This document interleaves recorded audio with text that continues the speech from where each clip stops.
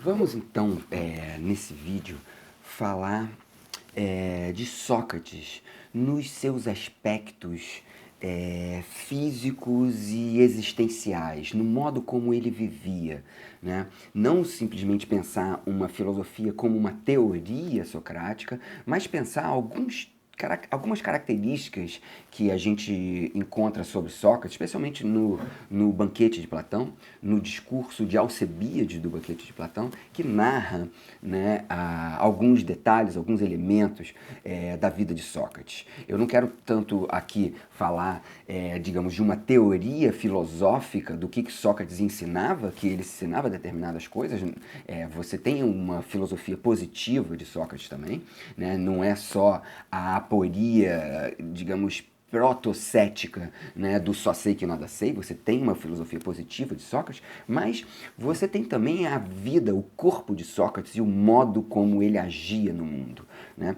Um dado importante, né, que a gente tem que ter em mente é que Sócrates era estranho fisicamente. Sócrates era feio. O Sócrates era desagradável, o corpo, a presença de Sócrates, ele tinha olhos esbugalhados, né? Um nariz muito grande, ele era gordo, esquisito, né? Gordo e tem uma característica pro mundo grego, né? Em que tem aquele padrão de modelo ideal de beleza dos gregos, né? Que isso ia muito contra, né, uma concepção cultural de que a alma bela estava compactuada, estava conjugada com o corpo bela, né? Então a beleza e a bondade, né, elas estavam juntas ali. Mas o que acontecia? Esses olhos esbugalhados, essa cara esquisita, essa personalidade, essa figura estranha que causava um impacto, né? O tema ali é atopia, né? A falta de lugar próprio de Sócrates. Sócrates era estranho. Ela era conjugada com uma fala e com uma doçura e com uma sedução retórica no jeito de falar e do jeito de se apresentar, que aquela figura, num primeiro momento horrível, se tornava a coisa mais bela e cativante e impressionante, né? Sócrates era muito sedutor. Você tinha jovens belíssimos, riquíssimos atrás de Sócrates, querendo ficar com ele. Um deles, Alcebíades, né? Um dos mais belos e importantes jovens daquela época, né, ali de Atenas.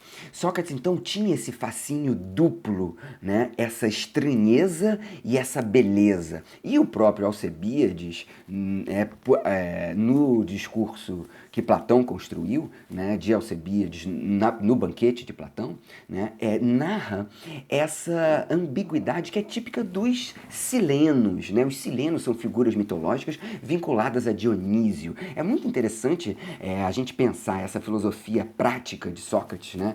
Essa filosofia com o corpo, essa filosofia existencial com a presença física de Sócrates, né? Como uma figura dionisíaca. Sócrates é uma figura dionisíaca, querendo Nietzsche ou não, né? Sócrates apresenta, é apresentada, né, pelos diálogos socráticos, especialmente ali no banquete, como uma figura profundamente dionisíaca. Os cantos socráticos, né, que são essas formas refutativas de Sócrates, né, porque você encontrar com Sócrates é você passar pela refutação, pela humilhação de ser criticado nos seus princípios fundamentais, né? Então, você encontrar Sócrates, além daquele choque daquela figura estranha, você ainda é desmascarado, você ainda tem que dizer para aquela figura que você não sabe por que você vive da maneira que você vive, né? Você sofre uma refutação socrática, né? Ao experimentar isso, você também sente a beleza estonteante, você fica apaixonado pelaquilo que você encontra dentro daquele corpo, vou dizer assim, né? O Alcebiades, então, no Diálogo de Platão, apresenta o discurso socrático como a flauta de um cilindro, de Márcias, né? Márcias era esse ser mitológico, esquisito, né? Seguidor de Dionísio, que você fica completamente embevecido, encantado e entras no frenesi, na loucura típica dionisíaca.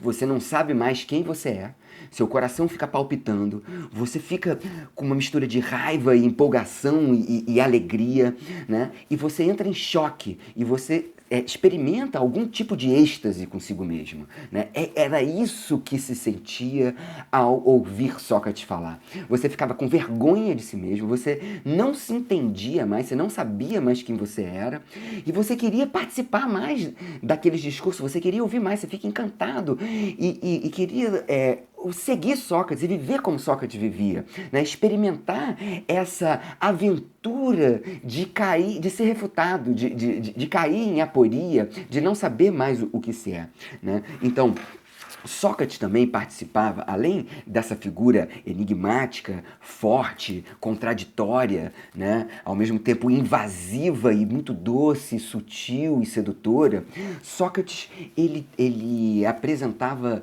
certas atitudes. Do nada, Sócrates parava e ficava horas pensando numa coisa, parado, encasquetado com uma ideia, né? Isso é uma atitude também tipicamente filosófica e típica da ideia de uma interiorização, né?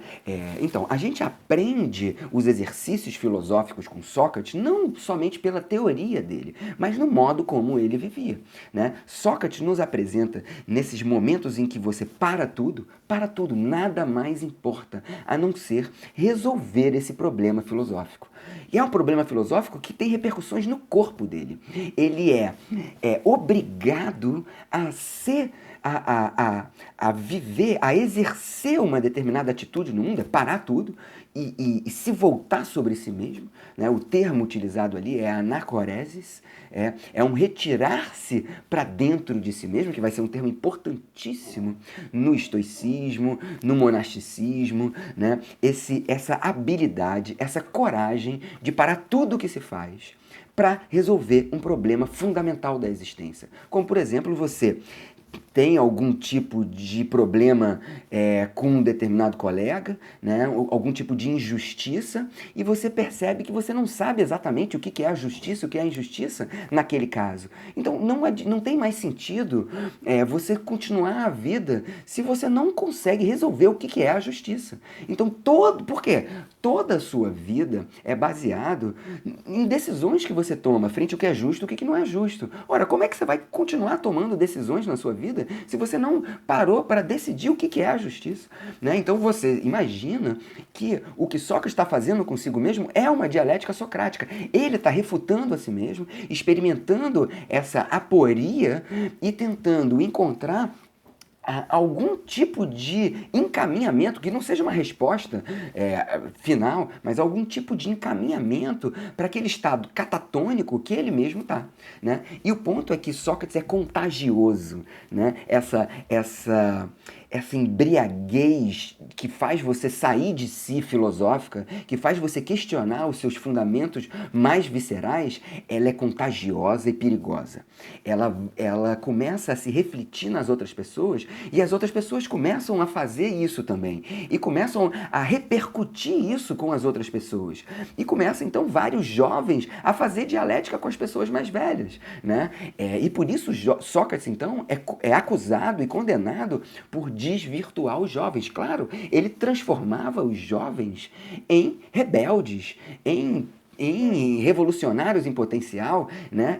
Em pessoas que resistiam a respostas já dadas o que é a vida, né? Então, nesse sentido, a gente vê o que é a filosofia socrática nessa figura dele ameaçadora e muito sedutora, essa lábia socrática, que é uma figura ao mesmo tempo estranha, que te bota medo e ao mesmo tempo te atrai, típica do talma filosófico grego, né? O talma é o princípio da filosofia, aquilo que faz faz com que você queira filosofar, que é aquilo que te dá medo e que te atrai, né? Que é o princípio da aporia, que é quando você percebe que você não sabe mais o que é a coisa, né? Então a própria figura física do Sócrates te remete para essa ambiguidade, né? De se sentir com medo e atraído ao mesmo tempo, né? Então Sócrates convida a gente para esse tipo de exercício, né? O exercício de se questionar e de suportar, né, o ter medo e querer aprender ao mesmo tempo.